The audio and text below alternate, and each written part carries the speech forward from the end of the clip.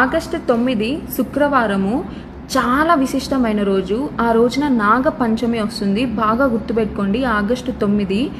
ఎందుకంటే ఇది ఇంపార్టెంట్. కాలసర్ప దోషం వల్ల, రాహు వల్ల, కేతు వల్ల మనం చాలా చాలా కష్టాలు అనుభవిస్తుంటాము.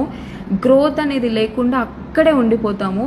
తెలియని హెల్త్ ఇష్యూస్, అసలు గ్రోత్ అనేది లేకుండా చాలా చికాక్గా ఉంటుంది. అట్లాంటి కష్టాల నుంచి మనం బయటపడడానికి ఇది చాలా మంచి అవకాశము. ఆ రోజు మీరు శివాలయంలో కానీ, సుబ్రహ్మణ్యేశ్వర స్వామి గుడిలో కానీ మనకి నాగపడిగలు, జంట నాగులు ఉంటాయి. వాటికి అభిషేకం చేపించి నెయ్యిని నైవేద్యంగా పెట్టండి. ఇంకా కుదరని వాళ్ళైతే ఏం చేస్తారంటే, ఇంట్లో కూర్చొని మీరు ఫ్రెష్ అయ్యాక 12 నామాలు, ఒక్క 12 నేమ్స్ జపించండి.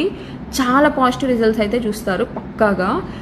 ఫస్ట్ ఏంటంటే Ananta, second Vasuki, third Shesha, fourth Kamalam, fifth Kambala, sixth Karkotaka, seventh Ashwatthara, eighth Dhritarashtra, ninth Shankhapal, 10th Kaliya, 11th Takshaka, 12th Pingala.